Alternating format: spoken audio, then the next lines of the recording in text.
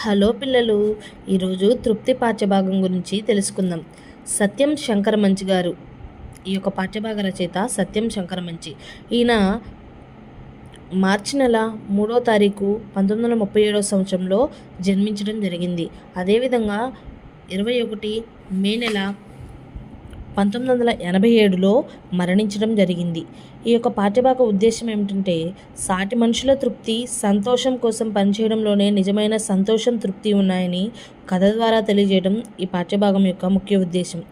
సత్యం శంకరమంచి గారు గుంటూరు జిల్లా అమరావతిలో జన్మించారు. అమరావతి కథలు, కార్తీక దీపాలు కథా సంపుటాలు అమరావతి కథలు, కార్తీక దీపాలు అనే కథా సంపుటాలను, రేపటి దారి, సీత స్వాగతాలు, ఆఖరి ప్రేమలేఖ, ఎడారిలో కలువ పూలు మొదలైన నవలలు, హరహర మహాదేవ అనే నాటకం, దినవార పత్రికల్లో అనేక